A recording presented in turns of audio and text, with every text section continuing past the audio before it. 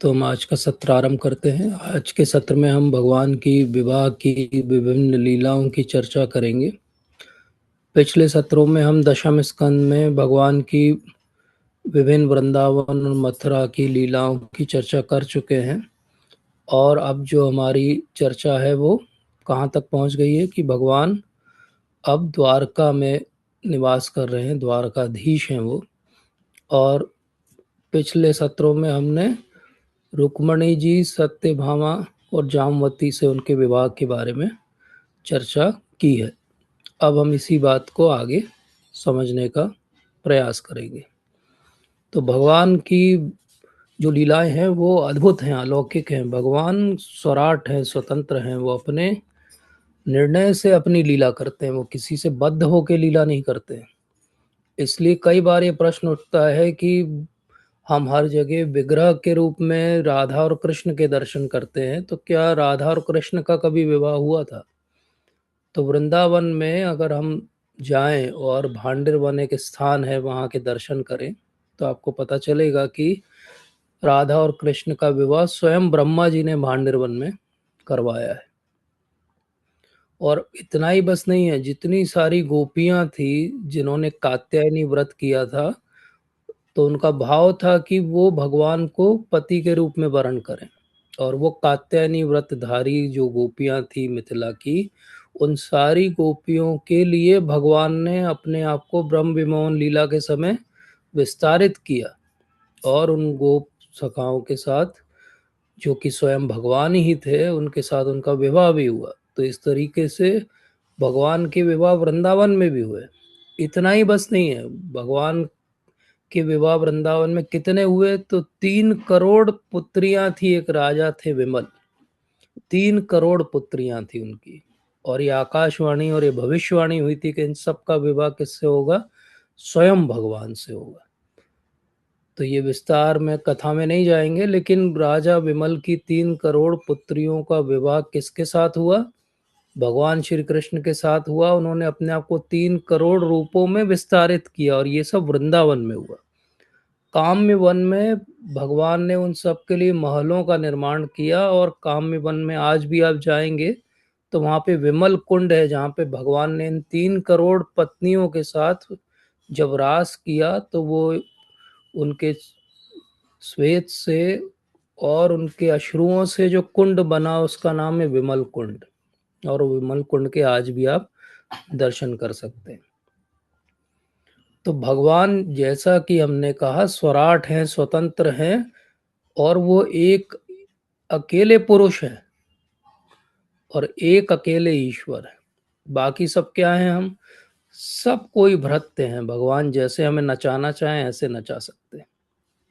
इसलिए लोग जब प्रश्न उठाते भगवान ने इनसे विवाह किया, इनसे नहीं किया, जब ये प्रश्न उठाते हैं लोग कि भगवान ने इतने सारे विवाह क्यों कर लिए, भगवान ने मॉरलिटी का ध्यान नहीं रखा, भगवान ने एक एग्जाम्पल सेट नहीं किया, तो भगवान ने सच में एक एग्जाम्पल सेट किया। भगवान ने ये एग्जाम्पल सेट किया कि कोई भगवान हो तो कैसा होना चाहिए। तो बहुत कॉमनली आजकल हम अपनी शूद्र बुद्धि से, पीनट ब्रेन से ये सोचना समझना चाहते हैं कि भगवान ने ऐसा किया तो सही किया कि गलत किया।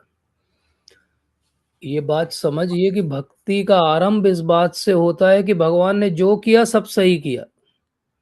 तो भगवान ने अगर 3 करोड़ और 16,108 विवाह किए तो वो भी सही है। और भगवान अगर मर्यादा पुरुषोत्तम राम के रूप में और एक विवाह किया तो वो भी सही है।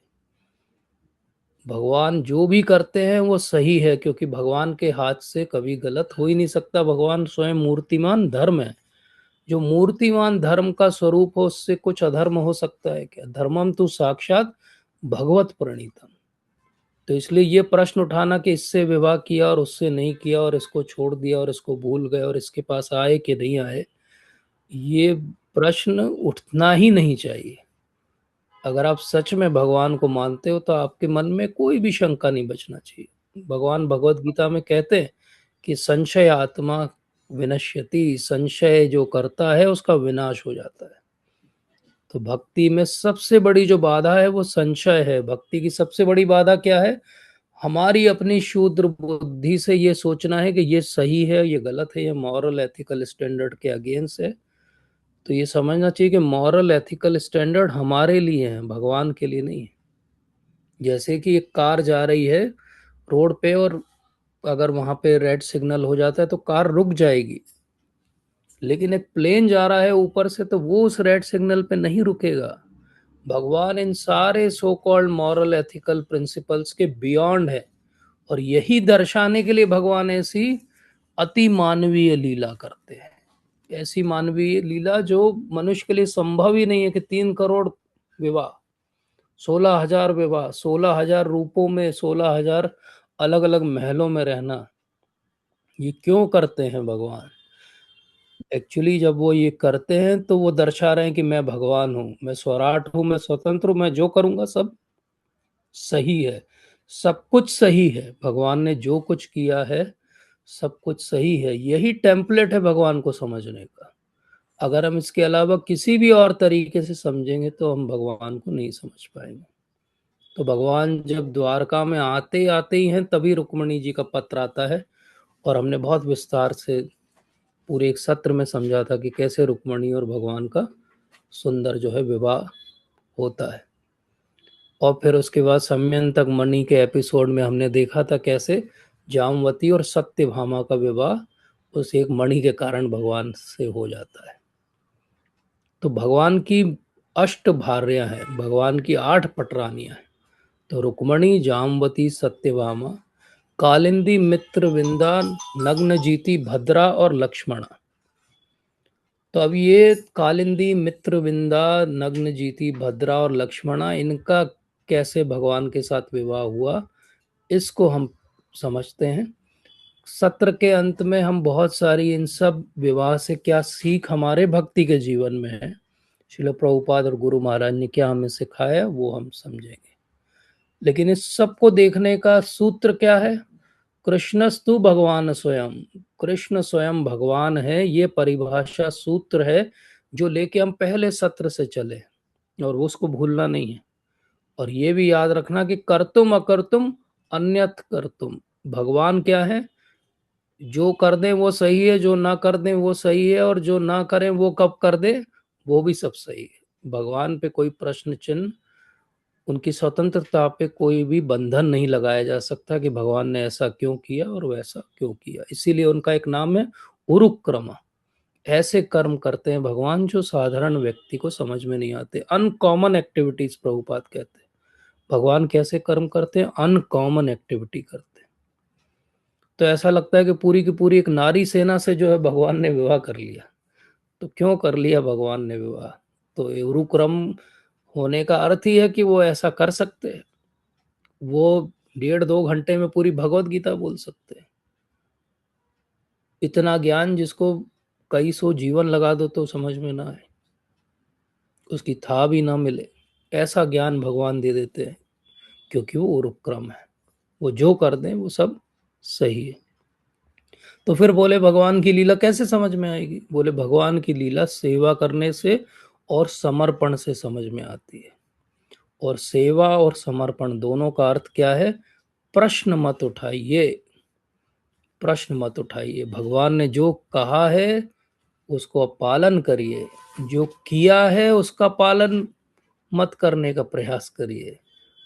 नहीं तो आप कहेंगे कि हम भी इतने विवाह कर लें क्या? तो भगवान ने ऐसा कहाँ कहा है कि हमें इतने विवाह करने चाहिए?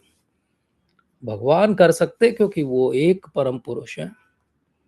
और अगर हम ऐसा सेवा समर्पण का भाव नहीं रखेंगे तो ये सारी बात केवल एक पजल की तरह रह जाएगी। उसका मेन पीस जो है वो जब तक नहीं मिलेगा आपको, आप कभी इसको सॉल्व ही नहीं कर पाओगे। तो बात ऐसी हुई कि पांडवों के बारे में अफवाह उड़ी कि लाक्षागृह में जल के वो भस्म हो गए हैं। और जब ऐसा हुआ तो भगवान तो सब कुछ जानते हैं, लेकिन भगवान ने ऐसा दर्शाया कि उन्हें भी नहीं पता कि क्या हुआ। पर विदुर जी ने उनका बचने का रास्ता भी सुझा दिया था पांडवों को, और जब बचकर वापस आए तो ये दुर्योधन और उसका पूरा जो समूह है वो एकदम से विचलित हो जाता है कि ये तो वापस आ गए। लेकिन अब धृतराष्ट्र के पास कोई चारा नहीं है, तो वो जो है उनको हस्तिनापुर में वेलकम करते हैं बुझे मन से ही सही कि ये तो फिर आ गए। और जब ये फिर आ गए तो अब भगवान उनसे मिलने आते हैं। तो द्वारका से भगवान आए हैं हस्तिनापुर मिलने के लिए पांडवों से और कुंती महारानी से। और उसी समय जो है वो चतुर्मास का समय चल रहा है, तो सब आग्रह करते भगवान अब आप कहाँ जाएंगे, आप यहीं रुकिए। तो चतुर्मास में उस समय ज़्यादातर लोग ट्रैवलिंग अवॉइड करते थे। तो एक बार वो चतुर्मास के समय ही भगवान अर्जुन के साथ में वन में आखेट करने के लिए जाते हैं। और जब आखेट करने के लिए जाते हैं तो वहाँ पे बहुत सारे जो है वन्य हिंसक पशु हैं, उनका संहार भी करते हैं। और एक तरह से भगवान जो है अर्जुन को ट्रेनिंग दे रहे हैं कि आगे तुम्हें ये सब लड़ना पड़ेगा, मारना पड़ेगा, तो अभी से प्रैक्टिस करो। तो जब वो यमुना जी के किनारे गए हैं तो उसी समय एक बहुत सुंदर जो है वो स्त्री के दर्शन होते हैं दोनों को। और वो अकेली स्त्री जो है वहां पर विचरण कर रही है। उनको देख के कृष्ण बोलते हैं, जाओ अर्जुन, पूछो ये कौन है सुंदर स्त्री। तो अर्जुन जाते हैं हाथ जोड़ के उनके पास और बोलते हैं कि आप कौन है और यहाँ पे अकेले क्यों विचरण कर रही है। तो वो कहती है कि मैंने ये प्रण लिया है कि मैं विष्णु से विवाह करूंगी, वो ही मेरे जो हैं वो पति हैं, उनको मैंने अपने हृदय में धारण कर लिया है। अब जब उनके दर्शन हो जाएं तो मैं उनसे विवाह कर लूँ। तो अर्जुन आके बताते हैं कि ये तो आपके लिए ही वेट कर रही है। तो बोले क्या नाम है उनका, बोले उनका नाम है कालिंदी। कालिंदी अर्थात यमुना देवी। तो यमुना देवी भगवान को जब देखती हैं तो वो एकदम से रिकॉग्नाइज कर जाती है कि यही है, इन्हीं के लिए तो मैं इतने सालों से प्रार्थना कर रही हूँ। क्योंकि यमुना जी को याद है, क्या याद है, जब भगवान का जस्ट जन्म हुआ है मथुरा में, तो जब वसुदेव जी भगवान को लेकर जा रहे हैं तो रास्ते में उन्हें यमुना जी जो है एक जगह पार करनी है। यमुना जी उफान पे हैं, बारिश भी हो रही है। और उस समय क्या हो रहा है, उस उफान में उस बारिश में जो है वो यमुना जी चाह रही हैं कि भगवान का कैसे तो भी चरण वंदन कर लें।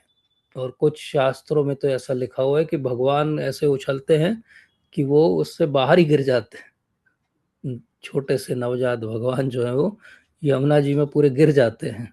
वसुदेव जी एकदम हड़बड़ा जाते, कहाँ गया बालक, कहाँ गया। और इतने में यमुना जी को मौका मिल जाता है उनका अभिषेक करने का। तो पहला अभिषेक भगवान का यमुना जी करती है, उनका चरण का पद का प्रक्षालन करती हैं। तो तब से उनका जो है वो अट्रैक्शन है भगवान के लिए। और भगवान फिर जब धीरे धीरे बड़े होते हैं तो पूरे वृंदावन की लीलाओं में यमुना जी हमेशा उनकी हर लीला की साक्षी रहती है। चाहे वो जब वो वृंदावन में रह रहे हैं तब, चाहे वो गोवर्धन में जब लीला करने जाते हैं, क्योंकि उस समय गोवर्धन के चारों ओर यमुना जी जो है वो सर्कुलर आकार में बहा करती थी। आज भी हम वृंदावन में जब दर्शन करने जाते हैं तो चाहे हम इमली ताल पे जाएं, जहाँ पे जब चैतन्य महाप्रभु के रूप में भगवान आए तो वो इतने भाव में आ गए कि भगवान को याद करते करते वो जो है वो भगवान के वर्ण के हो गए। और इसी प्रकार से जब भगवान ने राधा रानी के विरह में उन्हें याद किया था उसी वृक्ष के नीचे बैठ के, तो वो राधा रानी के रंग की कांति के हो गए थे। और वही चैतन्य महाप्रभु। तो इमली ताल जो है वो बहुत ही अनोखी जगह है। क्यों है, क्योंकि वहीं पे भगवान ने सबसे पहले अपना गौर वर्ण का स्वरूप प्रदर्शित किया था। और राधा रानी ने आके जब उनको स्तुति की तो उन्होंने कहा कि मैं यही रूप धारण करके महाप्रभु चैतन्य महाप्रभु के रूप में आऊंगा। और जब स्वयं चैतन्य महाप्रभु के रूप में आए तो भगवान के विरह में राधा रानी के भाव में याद करते करते उनकी अंग की कांति कैसी हो गई, जैसे भगवान की अंग की कांति है। वहीं पे श्रृंगार वट है पास ही में। श्रृंगार वट में नित्यानंद प्रभु जब तक महाप्रभु नहीं आए तब तक वो वहीं पे विरह में खोज रहे थे कि कब आएंगे कब आएंगे। और जैसे ही उन्हें पता चला कि आए आ गए हैं चैतन्य महाप्रभु तो नित्यानंद प्रभु वहां से तुरंत जो है नवद्वीप के लिए निकल गए। तो श्रृंगारवट भी वही स्थान है जहाँ पे भगवान ने अपनी लीला के समय राधा रानी का श्रृंगार किया था। तो केवल वही नहीं, कालिंदी या यमुना जी के किनारे वराह घाट है, जहाँ पे भगवान जब वराहदेव के रूप में आए थे तो वहां पर आके उन्होंने विश्राम किया था। एक विश्राम घाट भी है मथुरा में, यमुना जी के किनारे। और चीर घाट पे तो हमने बहुत विस्तार से वस्त्र हरण की और कात्यायनी व्रत की कथा करी थी। तो ऐसे, चाहे हम वंशी वट की बात करें जहाँ भगवान ने पहली रास लीला की, चाहे अक्रूर घाट की जहाँ पे भगवान जब वापस जा रहे हैं अक्रूर जी के साथ तो वो विशेष दर्शन उनको देते हैं, चाहे वो नंद घाट की जहाँ पे वरुण देव जो है नंद बाबा को ले जाते हैं, चाहे राम घाट की जहाँ पे बलराम जी जो है वो आकर अपनी गोपियों के साथ में विहार करते हैं, जो हमने कुछ सत्रों पहले समझा था, या कालिया घाट जहाँ पे भगवान कालिया का मर्दन करते हैं। तो वृंदावन में यमुना जी के किनारे कितने सारी लीलाएं हैं। और दुर्वासा जी की वो बहुत सुंदर कथा, और वो आज के सत्र से भी जुड़ी हुई है, कि जब गोपियों को पता चलता है कि दुर्वासा मुनि आए हुए हैं तो गोपियां कहती हैं कि हम उनके लिए कुछ बना कर ले जाएंगे।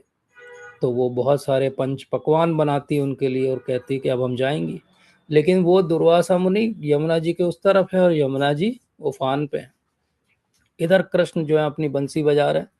बोले कहाँ जा रही हो? तो राधा रानी और गोपियां बोलती कि हम जा रहे हैं नदी के उस पार, दुर्वासा जी आए हैं, हमने सुना वो केवल दुर्वा का रस पी के रहते हैं, तो अब हम उनको पंच पकवान दे के उनको प्रसन्न करेंगी। तो बोले कैसे जाओगी, नदी तो उफान पे है। बोले कैसे जाएंगी बताओ। तो बोले जाना और वहाँ यमुना जी के सामने जाके बोलना कि अगर कृष्ण जो है वो चिर ब्रह्मचारी हैं तो रास्ता दे दे यमुना जी। बोले तुम और ब्रह्मचारी? बोले हाँ यही कहना। तो उनके पास भी कोई चारा नहीं था, कोई बोटमैन नहीं था, कुछ नहीं था। बोले जाके देखते हैं चलो। तो यमुना जी के किनारे जाती हैं और कहती हैं कि अगर कृष्ण चिर ब्रह्मचारी हैं तो रास्ता दे दें यमुना जी। तो क्या होता है, रास्ता मिल जाता है, चली जाती है उधर। दुर्वासा मुनि की बहुत अच्छी सेवा करती, बहुत प्रसन्न हो जाते हैं। दुर्वासा मुनि जितने जल्दी क्रोधित होते हैं उतने जल्दी प्रसन्न भी हो जाते हैं। अब वापस जाने का समय है। बोले यमुना जी फिर उफान पे, अब क्या करें? तो दुर्वासा जी बोलते हैं कि अच्छा तुमको उस तरफ जाना है तो ऐसा करना कि यहाँ बोलना कि अगर दुर्वासा ने दुर्वा के लड़ना किया हो तो रास्ता दे दे यमुना जी। यमुना जी फिर रास्ता दे देती है। तो ये उधर कृष्ण खड़े हुए हैं। बोले ये क्या पजल है, ये क्या बात है, ये तो हमारे समझ में नहीं आ रही है। बोले एक तरफ तुमने कहा तुम आजीवन चिर ब्रह्मचारी हो, और उधर दुर्वासा मुनि ने हमारे सामने सब कुछ ग्रहण किया, समाप्त कर दिया पूरा, और बोले फिर तुम यहाँ पे। उन्होंने कहा कि मैंने तो कुछ भी नहीं लिया दुर्वा के रस। तो भगवान समझाते हैं कि क्योंकि हमारा जो मन है वो कहीं अटकता नहीं है, इसलिए हम कहीं भी जो है बंधन में नहीं आते। तो यही बात है, भगवान कितने भी विवाह कर लें लेकिन भगवान का मन कहीं एक जगह हम बांध के नहीं रख सकते। और क्योंकि भगवान का मन एक जगह बंधा हुआ नहीं है इसलिए वो जो है स्वतंत्र हैं, स्वराट हैं।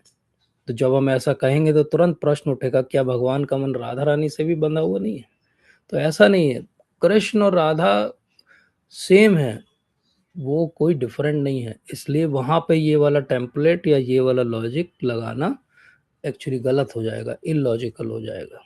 तो भगवान जो है विभिन्न प्रकार की लीलाएं करते हैं और उन लीलाएं में बहुत सारे अलग अलग रस का उद्घाटन करते हैं। तो अलग अलग जो भी जीव हैं उनके साथ भगवान की अलग अलग लीलाएं अलग अलग रस को उद्घाटित करने के लिए, हमको कभी भी रस आभास नहीं करना चाहिए, इस लीला को उस लीला से कंपेयर नहीं करना चाहिए, या इस भक्त को उस भक्त से कंपेयर नहीं करना चाहिए। ये सही बात नहीं। तो यमुना जी ने तो इतनी सारी भगवान की सेवा की। राधा रानी का अपीयरेंस की जो स्टोरी है वो राधा रानी का अपीयरेंस तो यमुना जी के अंदर होता है। तो इस प्रकार से हम यमुना जी पे तो पूरा सत्र ले सकते हैं, लेकिन हम आगे बढ़ते हैं। तो इस प्रकार से भगवान का विवाह जो है यमुना जी से हो जाता है, कालिंदी से हो जाता है। तो भगवान को हम कहते भी हैं कि भगवान क्या है, यमुना चारी है, यमुना के आसपास भगवान भ्रमण करते हैं, वनचारी है भगवान। पूरा यमुना अष्टकम है। हमारे जो आचार्य हुए भक्ति विनोद ठाकुर महाराज, वो तो वहीं पे दर्शन करते हैं कि देखो यमुना जी के किनारे वंशी वट के नीचे भगवान की लीला चल रही है, रत्न सिंहासन पे भगवान बैठे हुए हैं। नरोत्तम दास ठाकुर महाराज बार बार यमुना जी का प्रेस करते हैं। पूरा यमुना अष्टकम है जिसपे यमुना जी की जो है वो चर्चा की जाती है। तो इस प्रकार से यमुना जी का बहुत विशेष स्थान है, बहुत विशेष स्थान है। तो ऐसा कहा जाता है कि हमारी ये इतनी जिह्वा हो जाए, यमुना अष्टकम में एक स्टैंजा में कहा जाता है, हमारी इतनी जिह्वा हो जाए जितने हमारे शरीर के ऊपर रोम छिद्र हैं, उतनी जिह्वा से भी अगर हम बोलते रहें बोलते रहें बोलते रहें तो भी यमुना जी का ग्लोरिफिकेशन का कोई था या अंत नहीं मिलेगा। यमुना जी की इतनी ग्लोरीज हैं, तो इसलिए भगवान ने यमुना जी से विवाह किया। तो इससे क्या सीख है कि उन्होंने पहले कितनी सेवा की उनकी, उसके बाद भगवान ने उनको एक्सेप्ट किया। तो इसलिए सेवा से भगवान प्रसन्न होते हैं। अब एक राजा थे अवंतीपुर में जो अब उज्जैन है, और वहाँ पे वो राज किया करते थे। और दोनों जो है वो दुर्योधन का जो एरिया था उसमें आते थे। विंध्य और अनुविंध्य उनका नाम था, और उनकी एक सिस्टर थी जिनका नाम था मित्रविंदा। तो वो बहुत बहुत क्वालिफाइड थी, बहुत ही अ, उनके अंदर सारे गुणों की खान थी। तो वो जब भगवान के बारे में समझती और जानती हैं तो वो पूरी तरीके से इच्छा कर लेती कि बस भगवान के अलावा वो किसी का वरण नहीं करेगी। तो एक स्वयंवर होता है जहाँ पे वो अपना चुन सकती हैं कि किस वर को वो वरण करेंगी। तो कृष्ण वहाँ पे रहते हैं, और कृष्ण भी उनकी इच्छा को जानते हैं, तो वो उनका अपहरण कर लेते हैं, और बाकी सब लोगों के सामने वो उनको ले जाते हैं और उनसे विवाह कर लेते हैं। ऐसे ही एक राजा थे जिनका नाम था कौशल के राजा नग्नजीत, और उनकी पुत्री थी जिनका नाम था नग्नजीती या सत्या। तो वो सत्या से विवाह के लिए क्या उन्होंने रखा था कंडीशन, कि सात उनके पास बहुत खूंखार बैल थे, बहुत पावरफुल। उन सातों को जो नथ देगा वो जो है इसका वरण करेगा। तो नथने का अर्थ होता है कि बैल की नाक में से रस्सी जो है वो पार करके उसको कंट्रोल करना है। तो बहुत सारे राजा जो है अधमरे हो जाते हैं। कई समय से लोग प्रयास कर रहे हैं लेकिन कोई कर नहीं पाता है। जब भगवान श्री कृष्ण को ये पता चलता है तो वो जाते हैं वहाँ पे, और वो कहते हैं कि क्या करना है। तो बोले मैं तो जानता हूँ कि आप स्वयं भगवान हैं, लेकिन कंडीशन तो कंडीशन है, तो आपको उस कंडीशन का फुलफिलमेंट करना पड़ेगा। तो भगवान कहते हैं ठीक है, कहाँ है बैल। अब भगवान की तो पुरानी ट्रेनिंग है गाय और बैल संभालने की, तो वो ट्रेनिंग यहाँ पे भगवान की काम आ जाती है। और क्या होता है, वो कुछ ही समय में सातों बैलों को एक साथ नथ देते हैं, और इस तरह उनका विवाह हो जाता है सत्या के साथ। ऐसे ही केकई एक प्रदेश है, और वहाँ पे उनकी पुत्री है राजा की जिसका नाम है भद्रा। और वो खुद स्वयं भगवान से विवाह करना चाहती है। तो उनके जो भाई हैं वो ही अनकंडीशनली भगवान श्री कृष्ण के पास जाते हैं और बोलते हैं कि ये आपसे विवाह करना चाहती है भद्रा। इस तरह भद्रा से भगवान का विवाह हो जाता है।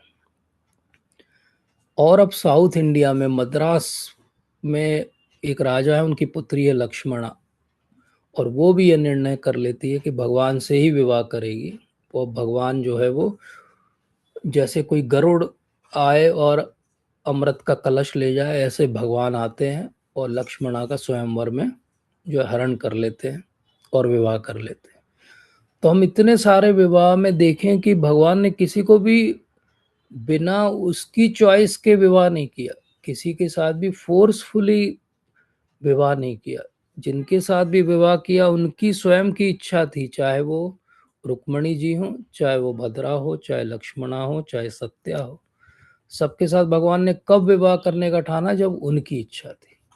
तो ये इच्छा सही होना बहुत आवश्यक है। अगर हमें भगवान का सानिध्य चाहिए तो हमारी इच्छा भी सही होना चाहिए कि हमको क्या चुनाव करना है, और बाकी सब भगवान पे छोड़ देना चाहिए। जब हम भगवान पे छोड़ देंगे तो भगवान ऐसे ही आएंगे गरुड़ की तरह और हमें ले जाएंगे, और हम सोचेंगे कि हमारे परम्यूटेशन कॉम्बिनेशन से हम कुछ बना लेंगे, समझ लेंगे या कर लेंगे, तो ऐसा संभव नहीं। तो एक बहुत खूंखार राक्षस था, उसका नाम था भौमासुर या नरकासुर। और उसने सबको जो है वो बहुत सारे राजाओं को भी बंदी बना लिया था, बहुत सारी जो है वो स्त्रियों को भी, राजपुत्रियों को भी उसने अपने यहाँ बंदी बना के रखा हुआ था। एक दूसरी पुराण में कारण आता है कि ऐसा क्यों किया था उसने। तो बोले कहीं पे उसको नारद मुनि मिले थे एक बार, तो नारद मुनि ने बोला था कि अगर तुम 16,108 वो राजकन्याओं से विवाह कर लोगे तो तुम भगवान बन जाओगे। तो जब उसने ये सुना तो उसने सोचा मैं काउंटिंग कर लेता हूँ, इकट्ठे कर लेता हूँ, फिर एक साथ विवाह करूंगा तो मैं भगवान बन जाऊंगा। और ये सोच के ही वो सब जगह से ला ला के एक जगह इकट्ठे कर रहा था सारी राजकन्याओं को। और उसका काउंटिंग जब 16,000 के आसपास आया तो भगवान जो है वो पहुंच गए वहां पे। और भगवान क्यों पहुंच गए? क्योंकि उसने न केवल इन सबको बंदी बनाया था और आतंक मचाया हुआ था, उसने स्वर्ग में जाके अदिति के कुंडल जो है वो चुरा लिए थे। और बहुत सारा हिस्सा जो है मेरू पर्वत का, उस पे भी उसने कब्जा कर लिया था। तो इसलिए इंद्र जो है द्वारका आए थे और भगवान से मिले और बोला कि भगवान बहुत समस्या है, ये भौमासुर बहुत हमें त्रास दे रहा है, आप ही कुछ कर सकते हैं। तो भगवान ने इंद्र को अश्योर किया। अब ये इंद्र वही हैं जिन्होंने अभी थोड़े समय पहले संवर्तक बादल भेजे थे भगवान को परेशान करने के लिए। तो इंद्र के रूप में जो सकाम कर्मी व्यक्ति होता है वो हमेशा अपना जो है हित देखता है। आज इंद्र को ये लगा कि ये भगवान है अभी, तो ये भौमासुर का वध कर सकते हैं, तो वो वहां पे माथा टेकने आ गया। उसने कहा कि हमारी सहायता कर दीजिए। अब भगवान भी बहुत बहुत चतुर हैं। भगवान ने क्या किया, गरुड़ जी पे स्वयं भी बैठे और सत्यभामा जी को भी बैठाया। बोले चलो हम प्राग ज्योतिषपुर चलेंगे, जो कि भौमासुर का जो है कैपिटल सिटी है। और वहां पे जाके भगवान ने, उसने बहुत सारे प्रोटेक्शन के अपने मेथड तरीके लगाए हुए थे अपने पूरे सिटी के आसपास, कि कोई उसे भेद ना सके। भगवान के लिए तो कोई कठिन काम नहीं है। भगवान ने सारे वो फोर्टिफिकेशन सब, जितने बैरिकेड सब थे, सब तोड़ दिए। और भगवान जो है वहां पर प्राग ज्योतिषवर में आके उन्होंने ललकार दिया कि कौन है सामने आए। तो पहले उनका सेनापति था, मूर नाम था, और उसके पुत्र थे पहले वो आए। तो भगवान ने उनका वध कर दिया। उसके बाद भौमासुर या नरकासुर जो था उसे ही बाहर आना पड़ा। अब ये नरकासुर किसका पुत्र है? तो नरकासुर स्वयं पृथ्वी देवी का पुत्र है। और सत्यभामा उसी उन्हीं पृथ्वी देवी का एक्सपेंशन है। तो भगवान क्यों लेकर आए थे उनको? देखो तुम्हारा लड़का कितना बिगड़ गया है, तुम खुद देखो उसको, बाद में ये नहीं कहना कि मैंने उसका वध क्यों कर दिया। तो भगवान बहुत क्लियर रखते हैं अपने कॉन्सेप्ट। तो उनको लेकर आए थे कि देखो ये कैसे कार्य कर रहा है। तो बहुत सारे उसके सैनिक, बहुत सारे सेनापति सब लड़ते हैं, बहुत लंबे समय लड़ाई चलती है। इवेंचुअली भगवान जो है वो, जैसा कि विजयी होना ही है भगवान को, तो वो विजयी हो जाते हैं। और गरुड़ जी भी उस लड़ाई में बहुत जगह पार्टिसिपेट करते हैं और अंत में जो है भगवान से भौमासुर का वध हो जाता है। और सब बहुत दुखी हो जाते हैं जो भौमासुर के रिलेटिव होते हैं। बाकी इधर सब लोग ऊपर से फूल बरसा रहे हैं, सब लोग बहुत प्रसन्न है देवता कि भगवान ने भौमासुर का वध कर दिया। उसी समय जो है वो पृथ्वी देवी स्वयं आती है और उनके सामने उनको एक बहुत सुंदर वैजंती फूलों की माला देती हैं और कहती हैं कि आपने बहुत अच्छा कार्य किया, मेरे ऊपर ये बहुत बड़ा बोझ था। और जो उसने चुराया था अदिति का कुंडल और बाकी सब बहुत सारा गोल्ड ज्वेल्स, वो सब वापस रिटर्न कर देती है। वरुण से जो छतरी चुरा लाया था वो उसको भी वापस कर देती है। तो कृष्ण वो सब ले लेते हैं। और उसी समय पृथ्वी माता जो है बहुत सुंदर प्रार्थनाएं ज्ञापित करती है। और प्रार्थनाओं के अंत में वो क्या कहती है कि ये जो नरकासुर है भगवान, इसका एक लड़का है, उसका नाम है भागदत्त। बोले भागदत्त बहुत अच्छा बच्चा है और मैं उसको रिकमेंड कर रही हूँ कि आप उसको अपनी शरण में ले लो। तो भगवान प्रसन्न हो जाते हैं और कहते हैं कि भागदत्त ही बोले इस पूरे रीजन पे रूल करेगा। और इस प्रकार से ये सब होने के बाद भगवान जो है उस प्राग ज्योतिषपुर में, जहाँ पे सब स्त्रियों को बंदी बनाया है भौमासुर में, वहां पर जाते हैं और भगवान उन सबको फ्री कर देते हैं और कहते हैं कि अब आप अपने अपने स्थानों पे अपने अपने पिताओं के पास जा सकती हैं।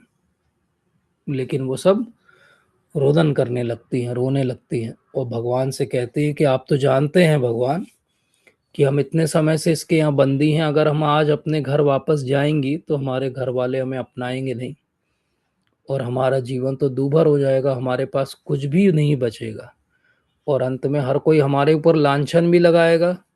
हमारा जीवन का अंत होगा, या तो हमें कहीं आत्महत्या करनी पड़ेगी या फिर हम ऐसे स्थिति में आ जाएंगे कि हम अपने आप को भी मुंह न दिखा पाए।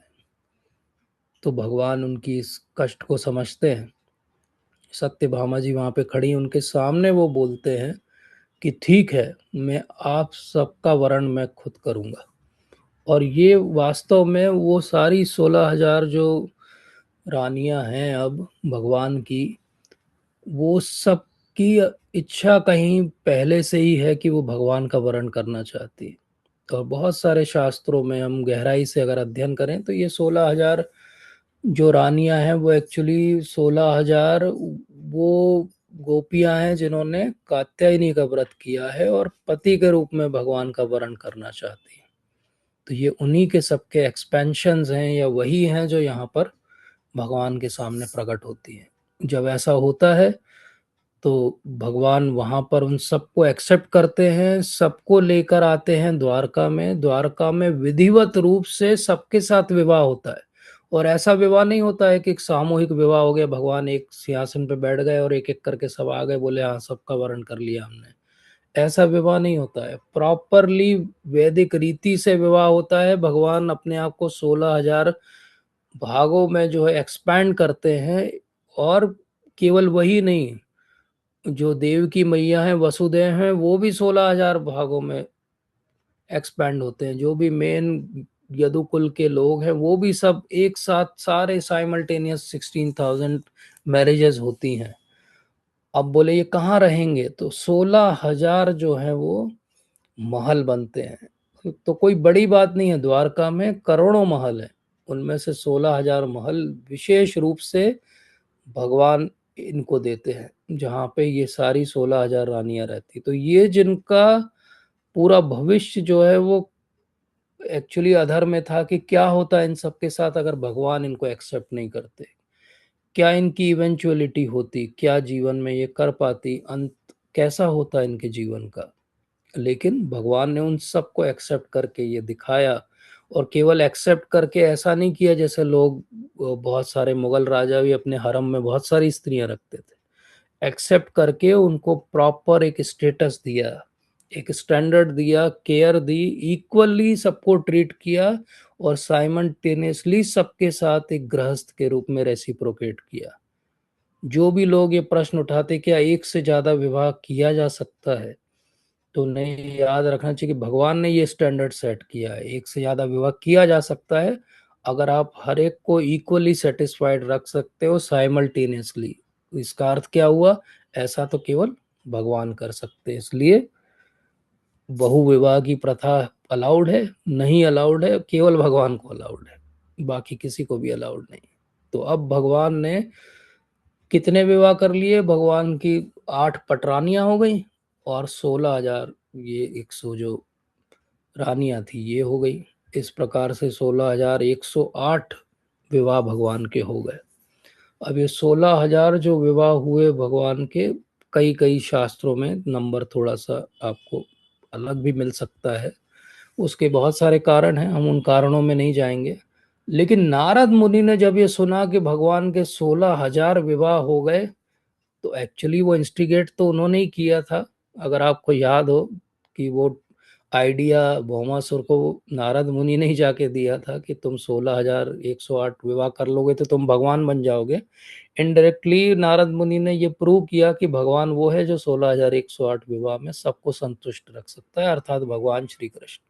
पर फिर भी नारद मुनि को एक कौतूहल हुआ कि अरे 16,108 तो कोई डिससेटिस्फाइड तो नहीं है भगवान से। जरा जाके मैं चेक करके आता हूँ। तो नारद मुनि जो है पहुंच जाते हैं द्वारका और सोचते हैं कि मैं कैसे कहाँ से जाऊं, क्या करूं। तो देखते हैं कि ये 16,000 महल है भगवान के, और वो जब झांकते हैं तो उनको दिखाई देता है कि भगवान तो सब जगह दिखाई दे रहे हैं और अलग अलग कार्य करते दिखाई दे रहे हैं। तो भगवान ने अपने आप को 16,000 जो है वो पार्ट्स में एक्सपेंड किया हुआ है। अर्थात भगवान जब सुधर्म सभा से आते हैं, अपने ऑफिस से वापस आते हैं, तो एक गेट है जिससे वो एंटर करते हुए दिखते हैं कि भगवान चले गए अब अपने महल में। लेकिन जैसे गेट से एंटर करते हैं तो अब सबको सारे 16,108 जगहों पर क्या दिखाई देता है कि अब भगवान बस हमारे ही पास आ रहे हैं।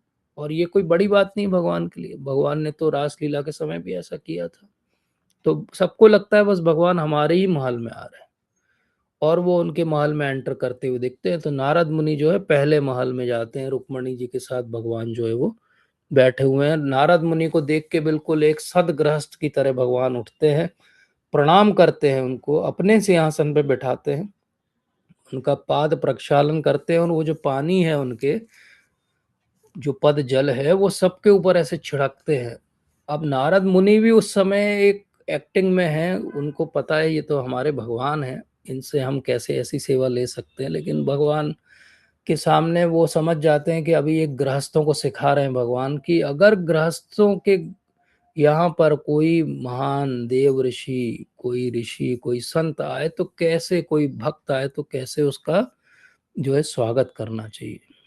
तो अब वहां पे बहुत सारे और भी पैलेसेस है, वैसे करोड़ों में घर हैं, पर बताया गया कि 9 लाख जो है मेन पैलेसेस हैं, जिसमें first class marble door silver के बने हुए और बहुत अच्छा आर्किटेक्चरल प्लान है जिसको स्वयं विश्वकर्मा ने बनाया हुआ है।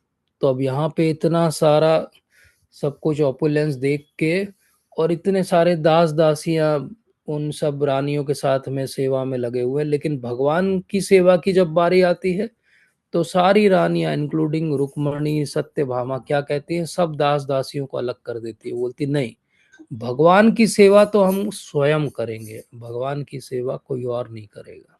तो इस प्रकार से भगवान ने जैसे नारद मुनि को देखा, उनको बैठाया, उनको स्थान दिया, और फिर उसके बाद भगवान जो है वो नारद मुनि से चर्चा करने लगे, वेदों के बारे में पूछने लगे कि गृहस्थ का जीवन कैसा होना चाहिए, और ये दिखाया कि कैसे एक क्षत्रिय के रूप में हमेशा ब्राह्मणों की सेवा करनी चाहिए और बहुत उत्साह से उनका जो है अभिवादन और स्वागत करना चाहिए। तो नारद मुनि जब वहां से उठे तो फिर उन्हें लगा कि चलो मैं दूसरी जगह देखूं, दूसरे उसमें क्या कर रहे हैं। तो दूसरी जगह, दूसरे महल में जब गए तो वहां देखा कि भगवान उद्धव के साथ में जो है वो चौसर खेल रहे हैं। और वहां पे जैसे ही नारद मुनि पहुंचे तो भगवान ने ऐसा दर्शाया जैसे वो मिले ही नहीं है, अभी अभी मिले हैं। तुरंत उन्होंने उठे और उनको अपना जो है स्थान दे दिया, सिंहासन दे दिया, बोले बैठिए बैठिए नारद जी, कब आए आप। तो नारद जी भी चकरा गए, बोले अभी तो मिल के आ रहा हूँ आपसे, आप पूछ रहे हो कब आए। उसी समय देखा, थोड़े समय बाद जब नारद मुनि बाहर निकले तो तीसरे महल में देखा तो बोले वो छोटे बच्चों के साथ खेल रहे हैं वहां पे, उनके बंद सिर कर दो, पे बाहर हाथ देखेंगे रहे मजा हैं। नहीं आता उनको देखने। तो इस प्रकार से भगवान जो है कहीं पे यज्ञ कर रहे हैं, और अलग अलग समय के भी दर्शन भगवान ने एक साथ करा दिए नारद मुनि को। तो कहीं पे सुबह के समय जैसे यज्ञ होता है ऐसा यज्ञ हो रहे हैं, तो कहीं पे देखा कि ब्राह्मणों को जो है वो दान दक्षिणा दे रहे हैं, जो कि नॉर्मली आफ्टरनून की एक्टिविटी। तो श्रील विश्वनाथ चक्रवर्ती ठाकुर पाद कहते हैं कि भगवान ने एक ही समय में दिखा दिया कि संध्या वंदन कैसे करते हैं, तो उपासना कब करते हैं। तो जो है कहीं पे वो क्षत्रिय के रूप में तीरंदाजी और जो है वो स्वॉर्ड फाइटिंग की प्रैक्टिस करते हुए दिख रहे हैं। तो भगवान ने एक ही दर्शन में नारद मुनि को सारा एक काल, सारी एक्टिविटी, सारे 16,000 अलग अलग कार्य करते हुए अपने आप को एक्सपैंड करके दिखा दिया। तो बड़े से बड़े जो ब्रह्मा जी हैं, शिव जी हैं, कोई बड़ा सिद्ध योगी है, वो भी ये समझ नहीं सकता है कि ये भगवान ने कैसे किया, और आज तक कोई कर भी नहीं पाया। लेकिन इस सब का सार क्या है, इस सब का सार भगवान ने दिखाया कि देखो मैं गृहस्थ के रूप में जब व्यवहार कर रहा हूँ तो मैं एक बिल्कुल परफेक्ट सदगृहस्थ के रूप में व्यवहार कर रहा हूँ।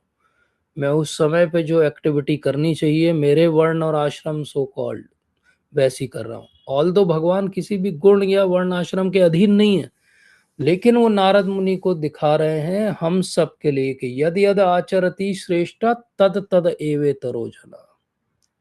जैसे जैसे श्रेष्ठ लोग आचरण करते हैं बाकी सब लोग उसका अनुसरण करते हैं। इसलिए भगवान की जो द्वारका की विशेष लीला है 16,000 विवाह की, इससे हमारे लिए सार ये नहीं कि हम भी बहु विवाह कर सकते, इससे हमारे लिए सार है कि हम अपने समय में अपने तरीके से बेस्ट एक सदगृहस्थ के लिए जो रिकमेंडेड है वो करें, जैसा भगवान ने हमें दर्शाया।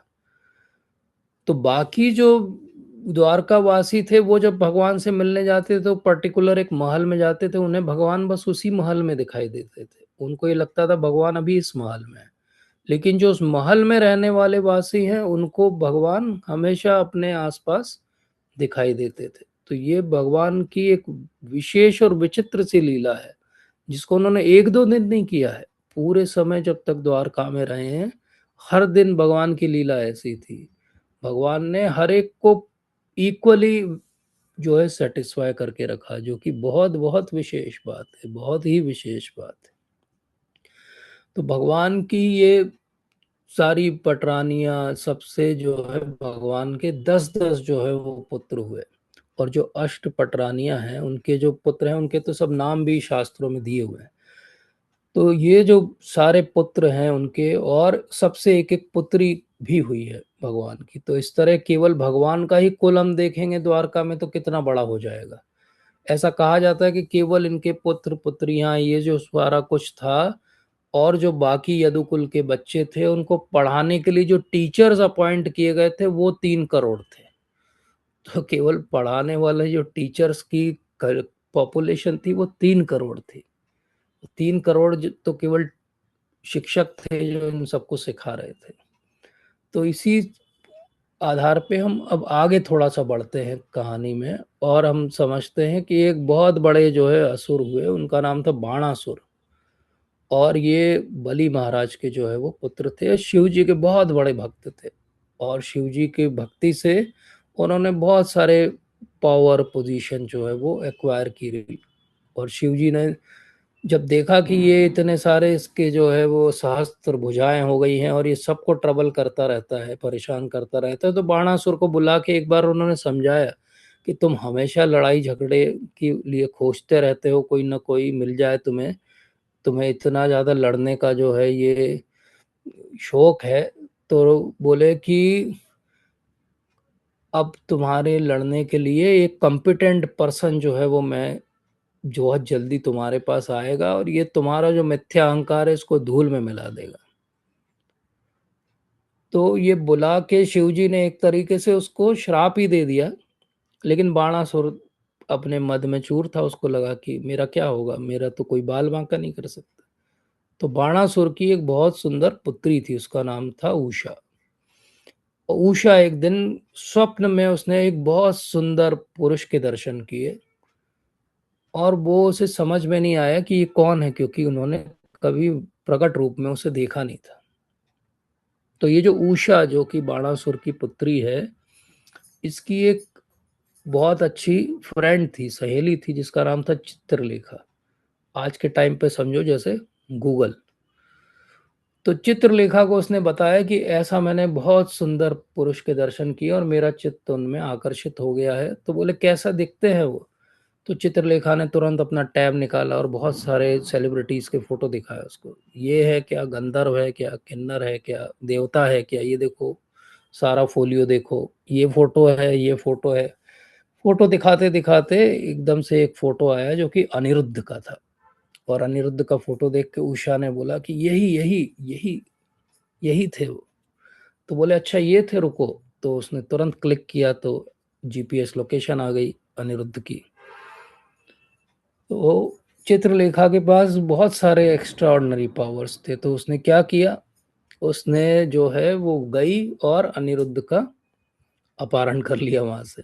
और अनिरुद्ध को, क्योंकि वो योगिनी थी, तो वहाँ से उठा के स्वप्न में ही वो कहाँ लेके आ गई, उषा का जो बहुत गार्डेड पैलेस था, जहाँ पे कोई अंदर एंटर नहीं कर सकता था पर पुरुष, वहाँ पे कौन आ गया, अब अनिरुद्ध आ गया। उषा बहुत प्रसन्न हो गई। उषा और अनिरुद्ध के बीच में प्रेम बढ़ता जा रहा था। इधर लोग खोजने लगे कि अनिरुद्ध कहाँ चला गया, रातों रात कहीं दिखाई नहीं दे रहा है। पहले लोगों को लगा कहीं आखेट पे गया होगा, कुछ समय लोगों ने वेट किया, लेकिन जब वापस नहीं आया तो सब जगह खबर फैली अनिरुद्ध दिख नहीं रहा है। और इधर जो है वो, एक दिन बाणासुर को ऐसा शक हुआ कि कुछ तो इसके पैलेस में ठीक नहीं, क्योंकि किसी ने जाके कंप्लेन की बाणासुर से। तो जैसे ही बाणासुर अनअनाउंस उस कमरे में आया तो अनिरुद्ध वहीं पे था। अब ये बाणासुर तो असुर है बहुत बड़ा, अनिरुद्ध तो कोमल सा दिखने वाला, लेकिन बहुत पावरफुल है, वो भगवान के पुत्र हैं। तो उन्होंने क्या किया, वहीं पे एक रॉड रखी थी, कुछ तो था नहीं फाइट करने के लिए, उसी से उन्होंने ऐसी लड़ाई की कि बाणासुर समझ गया कि ये तो बहुत ही स्ट्रांग पर्सन है। इतने में जो है वो नारद मुनि आए और उन्होंने बताया कि अनिरुद्ध को कहाँ खोज रहे हो आप लोग, अनिरुद्ध को तो वो रातों रात अगवा करके ले गए हैं और महल में है वो उषा के। तो भगवान को जब ये पता चला तो सब लोग, प्रद्युम्न, सात्विकी और बहुत सारे और नंद और उपनंद और भद्र और बहुत सारे लोग सब इकट्ठे हो गए और अक्षुणी 12 अक्षुणी सेना लेके पहुंच गए वो वहां पे।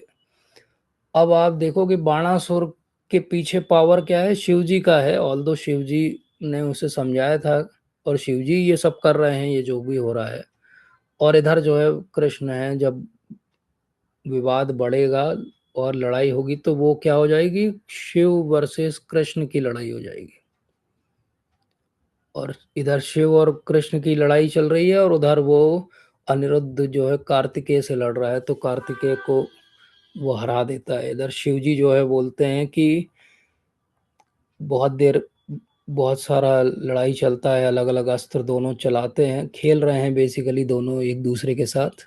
और फिर फाइनली शिव जी कहते हैं कि देखो मैं आपको बताऊं कि ये बाणासुर मेरे बहुत प्रिय है, ये मेरा बहुत अच्छा जो है भक्त है, और इसलिए मैं इसको हमेशा प्रसन्न देखना चाहता हूँ।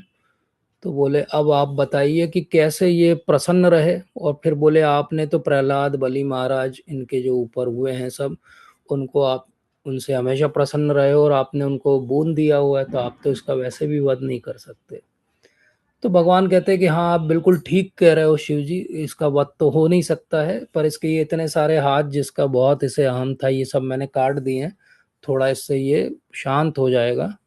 और जब ऐसा हुआ तो फिर एक तरह से ट्रूस हो गया दोनों के बीच में, और बाणासुर भी समझ गया, और इस तरह उषा और अनिरुद्ध का विवाह हो गया।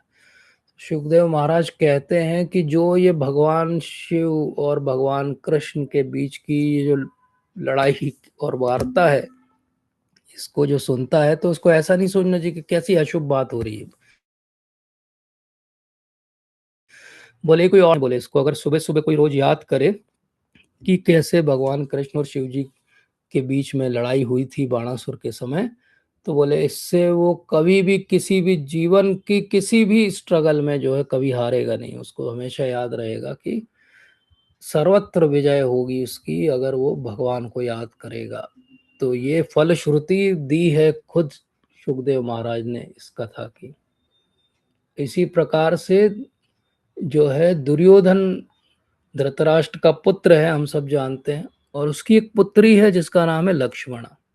अब सांब चाहता है कि दुर्योधन की पुत्री लक्ष्मणा से उसका विवाह हो जाए, लेकिन वो नहीं चाहती है, वो नहीं चाहती है।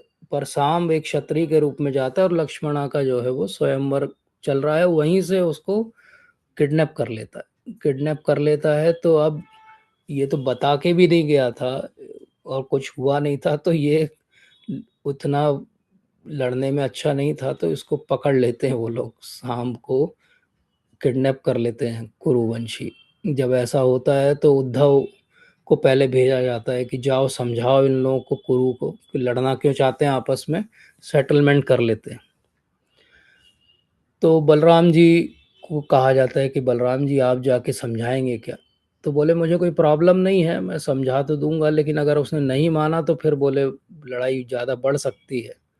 पर फिर बलराम जी जाते हैं, फिर वो समझाते हैं उनको, शाम को हमें दे दो, और लक्ष्मणा उसकी वाइफ हो गई है तो उसको भी दे दो। बोले इन दोनों को दे दो, मैं चला जाऊंगा। अब कुरु जो है वो अपने मद में है, तो वो बोलते हैं अरे कुछ नहीं हो सकता ऐसा। तो बलराम जी हस्तिनापुर से थोड़ा सा बाहर आते हैं प्रेसिडेंट्स में, अपना हल निकालते हैं, बोले अभी बताओ हस्तिनापुर को डुबा देंगे गंगा में। जब कुरुओं को ये पता चलता है कि तो भगवान पूरी सिटी को हमारी डुबाने पे तुल गए हैं एक लड़के और लड़की के विवाद में, तो वो भागे भागे आते, बोले ये आपका सांब, ये आपकी लक्ष्मणा, अब आप हमें जो है क्षमा कर दीजिए। तो इस तरह भगवान ने बहुत सारी विशेष लीलाएं की, भगवान और उनकी आगे की जनरेशन के इतने सारे विशेष तरह से विवाह हुए, और बड़ी रोचक है। आप कभी इसको आराम से बैठ के कृष्णा बुक से पढ़िएगा, प्रभुपाद ने जो लिखी है, तो आपको लगेगा कि बिल्कुल आज की कोई मूवी या कोई नॉवल इसके सामने नहीं टिकेगा। इतने सारे जो है उसके अंदर उतार चढ़ाव हैं, इतनी सारी साथ साथ में सीख हैं, और इतने सुंदर तरीके से प्रभुपाद ने नरेशन दिया है उसका कि it can become a very nice movie also. तो अब सीखने की बात क्या है, ये सारी जो भगवान ने इतने सारे भागवत के अंदर लीलाएं की, विवाह की, इन सब से सीखने की बात क्या है। तो आप देखो कि भगवान ने हमेशा स्त्रियों का सम्मान किया। भगवान किसी भी लीला में ऐसा हम नहीं देखेंगे कि किसी की इच्छा के विरुद्ध उन्होंने किसी को किडनैप किया हो या कुछ भी किया हो। तो भगवान हमेशा स्त्रियों का बहुत सम्मान करते हैं। और अच्छी बात क्या है, अच्छी बात यह कि हम सब स्त्रियां हैं, एक ही पुरुष हैं, और वो भगवान श्री कृष्ण है। तो भगवान ने इतने सारे एग्जाम्पल दे के बताया कि देखो मैं स्त्रियों की बहुत अच्छे से केयर करता हूँ, तो why you are roaming here and there and thinking that you are a male in this male body, or even if you are a female in this so called material female body, and you are thinking that you can enjoy separately from me, it's very difficult. तो क्यों हम इस भौतिक जगत में फंसे रहें, क्यों ना हम यहाँ से बाहर निकलें, अपनी ट्रू आइडेंटिटी को समझें कि हम तो भगवान के सेवक हैं, और भगवान की सेवा करें, और भगवान की सेवा में अपनी जो है वो सुख को खोजें। भगवान से ईर्ष्या करके सुख की खोज नहीं हो सकती। हम भगवान से ईर्ष्या कर रहे थे इसलिए यहाँ पे आए थे। भगवान से क्या ईर्ष्या की होगी, हम सब ने थोड़ी थोड़ी अलग अलग रूप में ईर्ष्या की होगी, बट एक उसका जो कोर होगा ईर्ष्या का, वो यही होगा कि भगवान बहुत एंजॉय करते हैं और मुझे एंजॉय करने को नहीं मिलता है। तो हम सब की इच्छा क्या है कि हम एंजॉय करें, और हम सब इससे खार खाते हैं कि भगवान क्यों एंजॉय करते हैं। वही मंशा, इच्छा, सोच को लेके हम धरती पे आ जाते हैं, और यहाँ जब भगवान आते हैं अपनी लीला करके हमें आकर्षित करने के लिए, तो वो हमारे अंदर की जो ईर्ष्या फिर जागृत हो जाती। बोले अरे 16,000 विवाह क्यों कर लिए इसने, मैं 16 कर लूं क्या। तो ये पॉइंट क्यों उठता है, क्योंकि हमें भगवान से ईर्ष्या है, और फिर हम भगवान को इमिटेट करना चाहते हैं, हम छोटे भगवान बनना चाहते हैं। कितनी बार प्रभुपाद बोलते कि we want to become small gods, small controllers, we want to control a relationship, we want to control a family, we want to control society, we want to control a nation, and some fools want to control the whole world also। और फिर हम भगवान के देखा देखी बोलते, भगवान ने विवाह किया तो भगवान ने बहुत एंजॉय किया, तो मैं भी विवाह करके बहुत एंजॉय करूंगा। लेकिन जो कलयुग की मैरिज है वो मिराज है, वो मैरिज नहीं है, मिराज है, वो मृग तृष्णा है। वो क्या है, वो केवल म्यूचुअल एक्सप्लॉयटेशन है, और कुछ भी नहीं है। और अब तो हाल आप देखो कि नई जनरेशन तो मैरिज को रिकॉग्नाइज ही नहीं करती, वो तो लिव इन में बड़ी खुश है। तो कहाँ पहले अरेंज मैरिज होती थी, फिर एक टाइम आया कि लव मैरिज होती थी, और अब क्या होती है, लिव इन रिलेशनशिप होती है, use and throw, dispose of and forget. तो ये मैरिज भगवान सिखा रहे हैं, नहीं, अगर आप गृहस्थ बनो तो एक आप जिम्मेदार गृहस्थ बनो। मैरिज एक डिवाइन प्रपोजल है, इसलिए क्या करना पड़ेगा हमको, भगवान के आधार पे गृहस्थ आश्रम में आना पड़ेगा। तो गृहस्थ आश्रम में जिसको भी आना है उसको क्या ध्यान रखना पड़ेगा? टॉलरेंस। तम तितिक्षस्व भारत। जो जितना ज़्यादा टॉलरेट करेगा उसका गृहस्थ जीवन उतना अच्छा चलेगा। जो जितना एक दूसरे को फॉरगिव करेगा उतना गृहस्थ जीवन अच्छा चलेगा।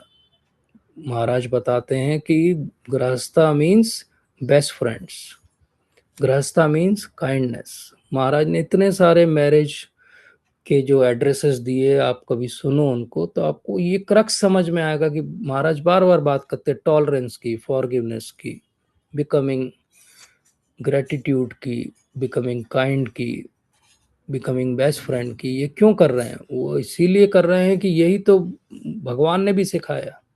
भगवान ने भी सिखाया, जिनको कोई नहीं अपनाने को तैयार था भगवान ने उन सबको अपनाया, ये दर्शाने के लिए कि भगवान है वो, उनके ऊपर कोई लांछन या उंगली नहीं उठा सकता।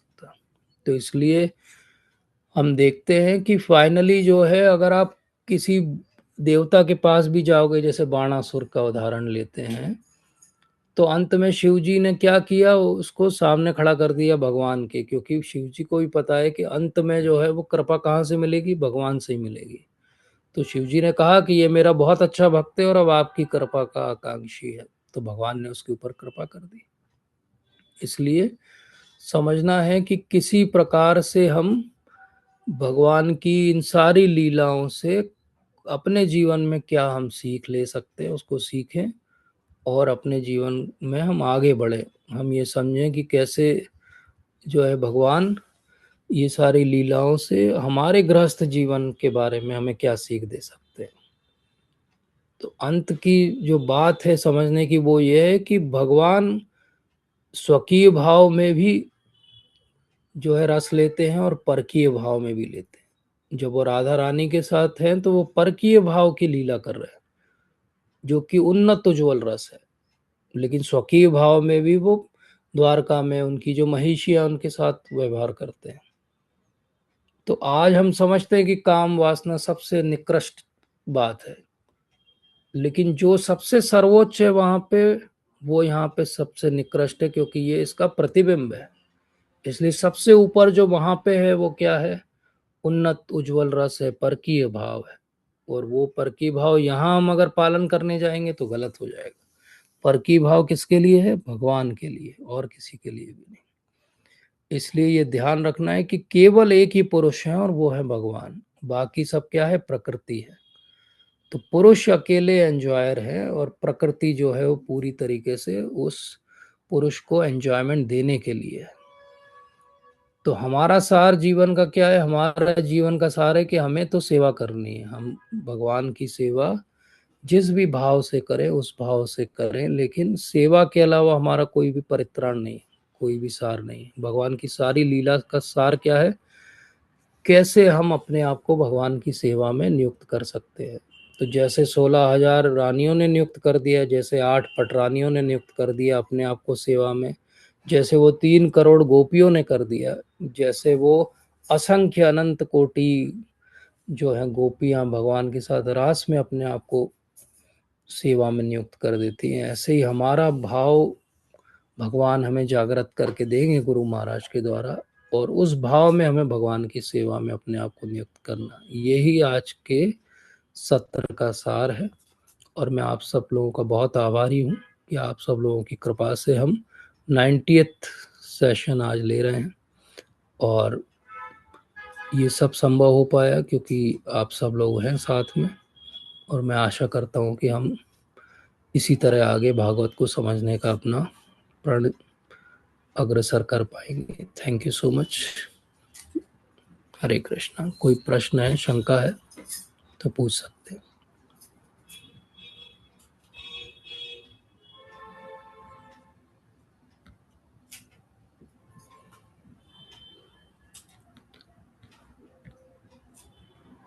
प्रभु जी एक बार सत्यभामा वाला बता दीजिए। अच्छा, वो हमने पूरा एक सत्र लिया हुआ है। एक्चुअली जब सम्यंतक मणि की कथा आती है तो सम्यंतक मणि की कथा के समय जो है, जो सत्रजीत है उनकी एक पुत्री है जिनका नाम है सत्यभामा। और सत्रजीत को एक गलत फहमी हो जाती है कि भगवान ने सम्यंतक मणि को जो है वो चुरा लिया है। पर बाद में भगवान रिवील करते हैं कि वो प्रसेन जो मारा गया, उसको तो गलती से जो है एक शेर ने मार दिया था, उस शेर को एक भालू ने मार दिया था, और वो समयंतक मणि तो उस भालू के बच्चे के पास थी, जामवंत के। तो जब ये खुलासा हो जाता है तो सत्यजीत को लगता है कि ये तो मेरे से बहुत बड़ी जो है त्रुटि हो गई, और अब मुझे अगर द्वारका में रहना है तो ये कृष्ण को तो प्रसन्न रखना पड़ेगा, क्योंकि भगवान ने पहले ही सत्यजीत को कहा था कि तुम ये मणि जो है वो महाराज उग्रसेन को दे दो, और तुम्हें जितनी आवश्यकता है उनसे उतना सोना, ये जो गलती है, लेते रहना। लेकिन सत्यजीत ने अनदेखा कर दिया। तो अब उसे लगा कि अब अगली बार फिर से अगर मैं अनदेखा करूंगा भगवान को तो कठिनाई हो जाएगी। तो वो भगवान से मिलने के लिए सुधर्म सभा में गया, और वहां पे वो मणि भी ले गया और अपनी पुत्री भी ले गया, और बोला ये मणि भी रखो और ये पुत्री से भी विवाह कर लो मेरी।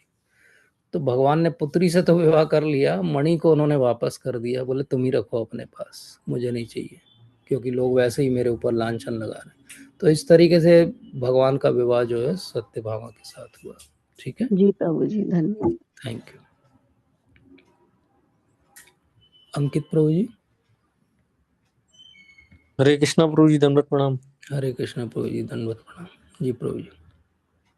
प्रभु जी बहुत अच्छा टॉपिक लिया आपने, इसमें बोलने के लिए ज्यादा कुछ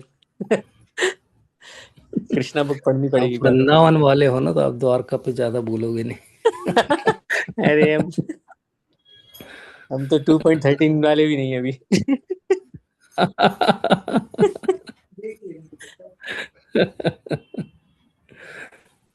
आप 18.65 और 66 वाले हो। नहीं प्रभु जी, ये जो पास टाइम अपन ने पढ़े अभी, जी इसमें गृहस्थी वाला, जैसे सब अब जैसे बताया भगवान ने मैसेज दिए हमें, तो जी लोग अल्टीमेटली तो एंजॉय ही बनना चाहते हैं। तो वो जैसे आपने जो एग्जांपल दिया कि जी जो गृहस्थी में जो आता है भगवान महाराज, जी आप बोलते हैं ना टॉलरेंट टॉलरेंट बके रहने के लिए, जी क्योंकि वो कॉन्शियसनेस यही है ना कि शादी या हो, मतलब 90% तो यही कॉन्शियसनेस है कि इंजॉयर है। तो फीमेल भी इंजॉयर बनना चाहती है, मेल भी इंजॉयर बनना चाहता है, और जब दोनों में टकराव होता है तो बात बिगड़ती है। इसलिए एंजॉय वाली कॉन्शियसनेस हटानी पड़ेगी, मतलब सेंटर से एक दूसरे को हटा के सेंटर में कृष्ण भगवान को लाना पड़ेगा, ये मतलब। यस, बिल्कुल सही बात है प्रभु जी। बहुत सुंदर उस बात को समझाया जाता है कि हम हमेशा लिखते हैं कि भवन, जैसे कृष्ण भवन, तो भवन में भ क्या है, भगवान है। अब भवन से भ हटा दो तो क्या बचेगा, वन। तो अगर किसी के घर में भगवान नहीं है तो वो जंगल है, वन है। जंगल में क्या चलता है, जंगल राज हाँ, चलता है, माइट जंगल इज राइट। जो पावरफुल है, हस्बैंड पावरफुल है तो उसकी चलेगी, वाइफ पावरफुल है तो उसकी फाल्गुनी चलेगी। तत्र महताम यस। जीवन। इसलिए भवन बनाए रखें, उसको वन ना बनने दें, मतलब भगवान को सेंटर में रखें। वो जो ये जो पीछे के जो पास टाइम वाले थे, जैसे नृग, राजा नृग की और पौंड्रिक की, ये वाली कथा भी अभी आप आज के बाद लोगे आप? हाँ अभी होगी। उसको मैंने थोड़ा सा ऐसे क्लब कर दिया था, ताकि भगवान के सारे विवाह एक साथ हो जाएं, तो सारा जो कॉन्सेप्ट है वो एक बार में डिस्कस हो जाए। अब हम एक बार महाराज नरक की कथा लेंगे, और कर्म कांड पे भगवान ने और प्रभुपाद ने जहाँ जहाँ जो जो बोला है वो एक अमरीश बार। महाराज की भी कंपैरिजन दी है उसमें, वो यस। परपोर्ट में महाराज ने भी हाँ लेक्चर में कंपेयर किया था वो प्रभु जी ने, वो बहुत यस, सुंदर तरीके वो से। भी बहुत अच्छे से, बहुत अच्छा है। और पौंड्रक का तो मुझे सबसे फनी एपिसोड लगता है, मतलब ह्यूमरस, ह्यूमरस स्टोरी है वो। हमारे विश्वरूप प्रभु जी जो हैं, हमारे सीनियर, वो हमेशा कहते हैं कि पौंड्रक, एक माधवानंद प्रभु है, वो उनके बैचमेट हैं, दोनों एक साथ एमबीबीएस कर रहे थे। बोले हम लोग कृष्णा बुक पढ़ते थे, तो बोले पौंड्रक का पढ़ पढ़ के बहुत हंसते थे। बोले कैसा मूर्ख आदमी है ये, कहाँ से अपने आप को भगवान समझ लेगा। दो नकली हाथ लगा के आता है वो, कार्डबोर्ड के बने हुए। बोले मैं भी चतुर्भुजधारी हूँ। उसमें उसमें प्रभु जी महारथी वर्ड यूज किया है उनके लिए। तो हाँ एक लेक्चर में राधा गोविंद महाराज बता रहे थे कि महारथी का मतलब, तो एक्चुअली महारथी बहुत पावरफुल व्यक्ति है। तो हाँ हाँ, बहुत मतलब पावरफुल क्योंकि व्यक्ति है। वो महारथी है, अभी तो उसको लग रहा है कि पावरफुल वो है भगवान इधर हो से, गए। लेकिन इधर से गड़बड़ा गया ना उसका हाँ, दिमाग। तो वो पर चढ़ गया, यहाँ पफटप हो गया कि हम महारत ये तो पॉपअप भगवान हो हो गए। गया। यस। और उसमें एक जगह ये भी लिखा था कि क्योंकि वो उसके जो उसमें चाइल्डिश भगवान। फॉलोवर बताया कि चाइल्डिश हाँ, फॉलोवर के भेदभाव चाइल्डिश दिखाए हैं। फॉलोवर भी उसको बढ़ावा दे रहा है, बोले आप ही भगवान है, उसी की आप वजह ही से वो भगवान मूर्ख है। बन जाता है। तो वो वैसे ही है जैसे इतने सारे आजकल भगवान नहीं घूम रहे हैं, उनके पीछे लोग हाँ। भी घूम रहे हैं, आप ही भगवान है, यस किसी को यस। भी भगवान बना दिए। तो ऐसे बहुत सारे भगवान है। एक बार वो टीवी चैनल वालों ने 8-10 कल की अवतार को एक साथ बुला लिया था टीवी चैनल पे, बिना बताए, और सबको लाइव कर दिया एक साथ। बोले अब डिसाइड कर लो आपस में कौन असली कल की अवतार है। और अभी महाकुंभ में भी एक बाबा बन गए थे भगवान। हाँ, वो अपने आप को भगवान समझने लगे। वो बहुत अच्छा उन्होंने बोला था एक बार, वैष्णव आश्रय गोस्वामी महाराज ने, कि बोले हमारे भगवान जो है जेल में पैदा होते हैं और उसके बाद बाहर आते हैं। बोले इनके भगवान बाहर पैदा होते हैं और बाद में जेल में आते हैं। बाद में जेल में आते हैं, बोले फिर जेल में दिखाई देते हैं। बोले क्या हो गया इनको, भगवान जेल में क्यों पहुंच गए। तो बहुत सारे जेल में भगवान घूम रहे हैं, अलग से जेल बनानी पड़ेगी भगवानों के लिए। एक्सट्रीम है आजकल, कितने सनकी लोग हैं दुनिया में, कुछ भी करते रहते हैं। पौंड्रक तो सच में बहुत बड़ा टेम्पलेट है, मतलब ऐसे पढ़ेंगे तो फनी है, बट कहीं ना कहीं पौंड्रक हमारे अंदर भी है। हम भी कहीं ना कहीं एंजॉयर, कंट्रोलर। हमको भी कभी कभी लगता है भगवान ने हमारा क्यों ले लिया, छीन लिया, वापस दे दो, हमारा था। तो हर कोई जब ऐसा सोच रहा है, वो पौंड्रक वाली तो मान सकता है, तो उसको हम लेंगे। वो सारे हम कोई भी चैप्टर छोड़ेंगे नहीं प्रभु जी। बस ये कि हमने थोड़ा सा उसको रिक्लासिफाई कर दिया था ताकि एक साथ आ जाए। ऑल्दो वो भी ऐसा करना चाहिए नहीं, I don't took permission from you, but I did it. Thank you Prabhu ji. Thank you Prabhu ji. Amrish Prabhu जी।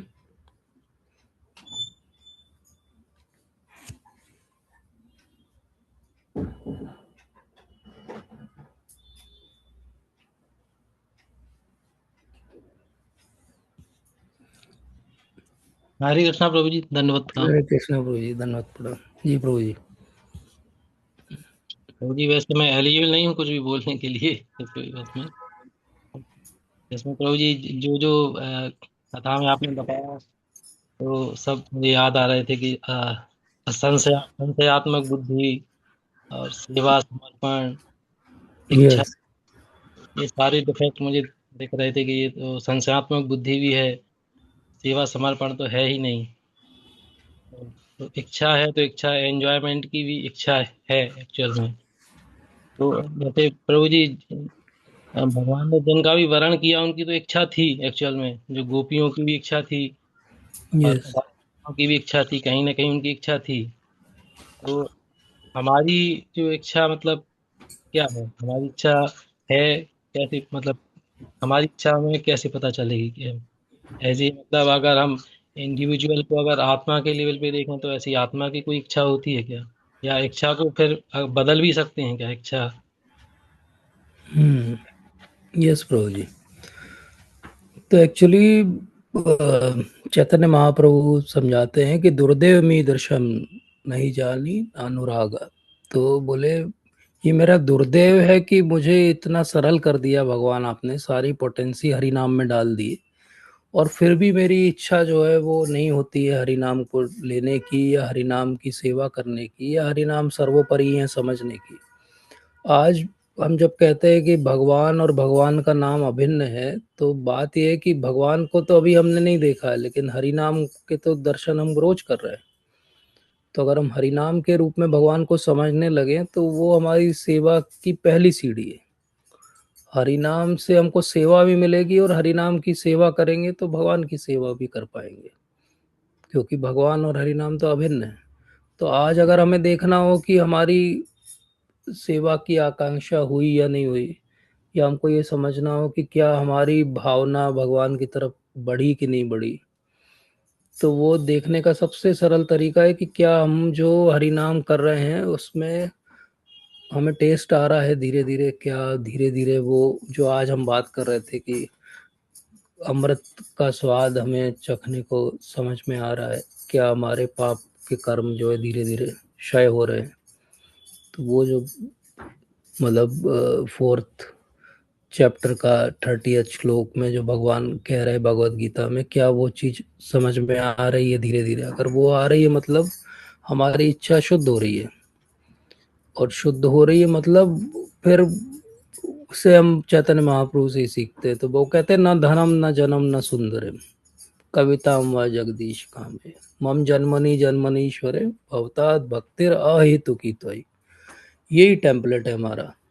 तो अगर हमारा मन अटक जाए धन पे, जन पे, मतलब फॉलोवर्स पे, या किसी भी ब्यूटी पे, किसी भी प्रकार की, तो डेफिनेटली हमारा अट्रैक्शन अभी भगवान के लिए नहीं हुआ। लेकिन यहाँ से कहीं भी हमारा मन ना अटके और मन केवल भगवान की सेवा में चला जाए, मतलब हमारा अट्रैक्शन जो है वो बढ़ गया। तो पहला स्टेप तो महाप्रभु ने ये सिखाया है कि पहले हमारा दुर्दैव है ये तो समझें हम, फिर उस दुर्दैव से बाहर निकलने का रास्ता हरिनाम है ये समझें, और वो हरिनाम करते हुए हमारे ये मटेरियल अट्रैक्शन, अटैचमेंट, पूजा, लाभ, प्रतिष्ठा की भावना सब धीरे धीरे कम होती जाए, मतलब हम ठीक हो रहे हैं। बहुत अच्छा समझाया था प्रभुपाद ने एक लेक्चर में। वो कहते हैं कि किसी को बुखार है मान लीजिए, और उसने दवाई चालू की लेना, तो ऐसा नहीं होगा कि एकदम से एक दिन में वो ठीक हो जाएगा। लेकिन डॉक्टर अगर राउंड पे आएगा अगले दिन देखेगा, अच्छा पिछली बार 103 बुखार था, अभी 102 है, अगले दिन देखा तो 100 है, अब आ गया नॉर्मल। तो ये 4-5 दिन में जो धीरे धीरे कम हो रहा है, तो अभी वो ठीक नहीं हुआ है। लेकिन दूसरे दिन कोई अगर डॉक्टर से पूछेगा कैसे है वो मरीज, डॉक्टर क्या बोलेगा? डॉक्टर बोलेगा he is improving, he is better. तो ऐसी भक्ति में भी हम इम्प्रूव हो रहे या बेटर हो रहे, तो हमारा भौतिकता का बुखार उतरा कि नहीं उतरा, या उसने रूप तो नहीं बदल लिया कि वो इधर का बुखार तो उतरा बट उधर का बुखार चढ़ गया, मतलब कि धन जन सुंदरी वाला बुखार उतर गया, तो पूजा लाभ प्रतिष्ठा वाला बुखार चढ़ गया, तो सेकेंडरी इन्फेक्शन हो गया है। तो somewhere this is how we can see कि हमारी टेंडेंसी किस तरफ अट्रैक्ट हो रही है। जी अभी अभी रिसेंट में एक मैं हलधर महाराज जी का एक वो सुन रहा था लेक्चर। जी उसमें उन्होंने एक, मैंने अभी नया शब्द सुना, जैसे अभी अभी हम लोग बोलते हैं कि नाम अपराध, फिर नामाभास, फिर शुद्ध नाम। तो उसमें उन्होंने बताया नामाक्षर करके एक, मतलब अच्छा। अक्षर, फिर और फिर नामाक्षर के बाद उन्होंने नामाभास बताया। नामाक्षर यस थे कि नामाक्षर में क्या है कि सिर्फ आप नाम का उच्चारण होता है, और हाँ बाकी यस, ये एक्चुअली भूतकाल। कॉन्सेप्ट भक्ति विनोद ठाकुर महाराज का है। जी जी भक्ति विनोद ठाकुर महाराज के एक ऐसे में उन्होंने ये यूज़ किया है प्रभु जी। और नामाक्षर मतलब ये गॉड मठ के अंदर भी वो लोग कहते हैं कि शुरू में जो आप नाम ले रहे हो, नॉर्मली वो कहेंगे कि शुरू के 6 महीने जो आप नाम ले रहे हो वो केवल अक्षर के रूप में नाम है। उसको महाराज ने बहुत अच्छे से एक बार समझाया था, शायद प्रभुपाद की एनालॉजी होगी वो, कि शूटिंग द एम्प्टी बुलेट्स। वो कहते हैं कि कुछ एम्प्टी बुलेट्स आती है जो केवल धुआं आवाज करती है, बट वो किसी को हिट नहीं कर सकती, वो डराने के लिए यूज करते हैं।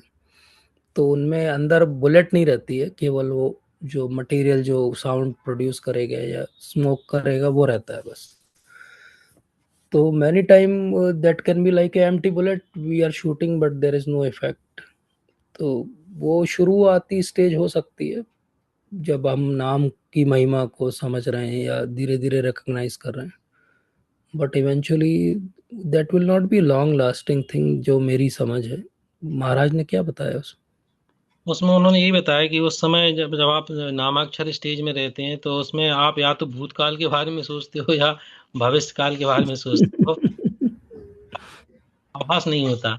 और फिर हाँ। जब आगे की स्टेज में आते हो तो फिर आपको नाम का आभास होता है कि अच्छा। नाम का। हम्म, तो ये यही बताया था उन्होंने, तो मैं उसको हम्म, था प्रैक्टिकली कि मैं तो मतलब शुरू से अभी तक वही चल रहा है, अभी नामाक्षर ही चल रहा है कि या तो कभी दिमाग भूतकाल में चला जाता है या भविष्य में चला जाता है। नामाक्षर ही चल रहा है, कुछ और नहीं तो भूतकाल में आपको याद आता होगा कि कैसे आप भगवान की सेवा में नियुक्त थे, और भविष्य काल में आपको याद आता होगा कैसे आप भगवान की सेवा में नियुक्त होने वाले हैं। तो इसमें कोई गलती थोड़ी है।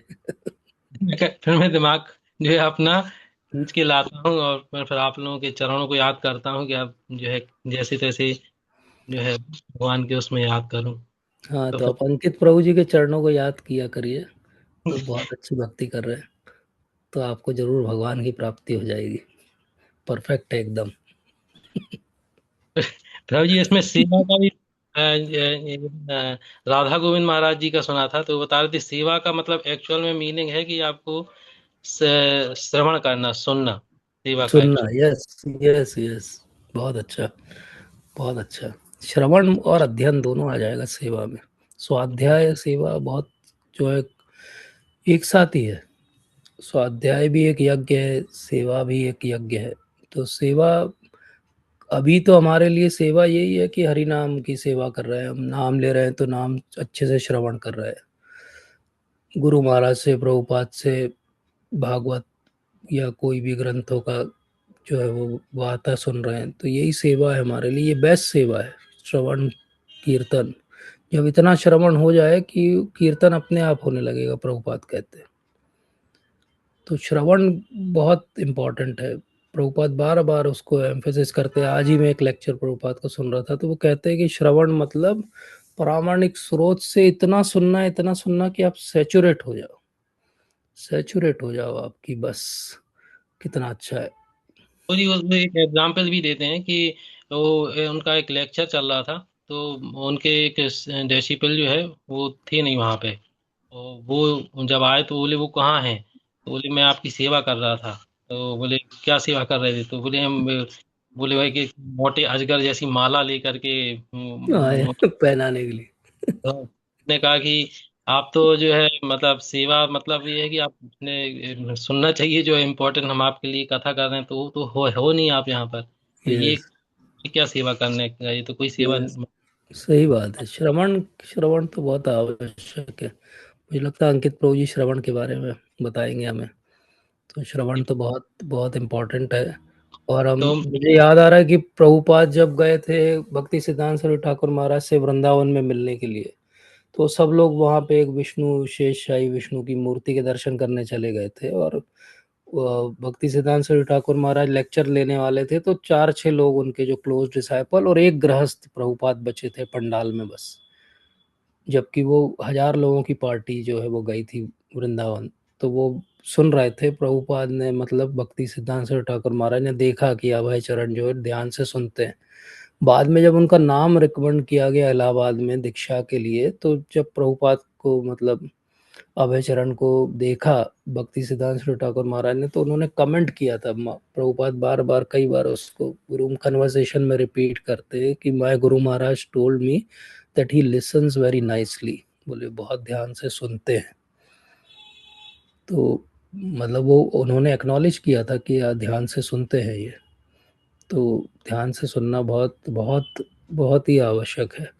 एक और है ना वो चेस्टाइजमेंट वाली स्टोरी भी है भक्ति सिद्धांत सरस्वती ठाकुर महाराज की।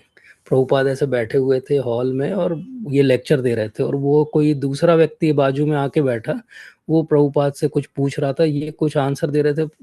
भक्ति सिद्धांत सरस्वती ठाकुर महाराज ने लेक्चर रोक के बोला दोनों की तरफ पॉइंट आउट करके, और बोला कि क्या लगता है तुमको, तुम थोड़ा सा डोनेशन देते हो मंथली, तो तुम यहाँ मुझे आके डिस्टर्ब कर सकते हो। ध्यान से सुनो मैं जो कह रहा हूँ।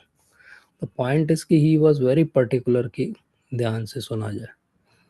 तो इसलिए बहुत विशेष है कि ध्यान से सुनना चाहिए। तत्श्रुणु, भगवान खुद ही कहते तत्श्रुणु, सुनो ध्यान से। तो श्रवण तो बहुत इम्पोर्टेंट है। मुझे लगता है वही मेन सेवा भी है। आप क्या और सेवा कर लोगे, हमारे जैसे शेड्यूल गृहस्थ जीवन की जिम्मेदारी के बाद आप क्या ऐसी बहुत विशेष सेवा कर सकते हो भारत में रह के? कोई बहुत विशेष सेवा क्या करोगे आप? जो कर सकते हो यही कि इतना सब जो बता रहे हैं और बता के गए हैं प्रभुपाद, उसी को सुन लें, समझ लें, जीवन में धारण कर लें। अपने आप का जीवन ही थोड़ा बहुत बेहतर कर लें, अगले जीवन में कम से कम मनुष्य योनि मिल जाए, फिर से एक चांस मिल जाए भक्ति करने का। ये बेसिक एम लेके चलें तो सब बढ़िया रहेगा। और उसके लिए सुनना बहुत बहुत ज़रूरी है। बाकी अंकित प्रभु जी ने बहुत अच्छा एक लेक्चर लिया है श्रवणम पे, तो सब लोग सुनिए उसको।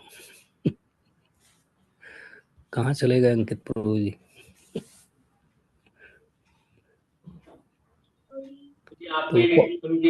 तो आनंद वृंदावन प्रभु जी की यूट्यूब चैनल पे आपको अंकित प्रभु जी के बहुत सारे लेक्चर मिलेंगे। तो प्रभु जी हर वीक वहाँ लेक्चर लेते हैं, अटेंड करिए और अपने जीवन को सार्थक करिए। प्रभु जी आपके ही लेक्चर सुन के हम बोलते हैं।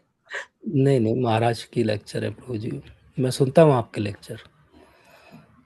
मुझे बता देते हैं अमरीश प्रभु जी के आज लेक्चर हुआ है। यस, अच्छा सुना है, लिसन। अरे वाह, हाँ मैं उस टेलीग्राम पे लिंक डाल दूंगा प्रभु जी के लेक्चर्स की। आपके साथ नारद मुनि का रोल प्ले करते हैं अमरीश प्रभु।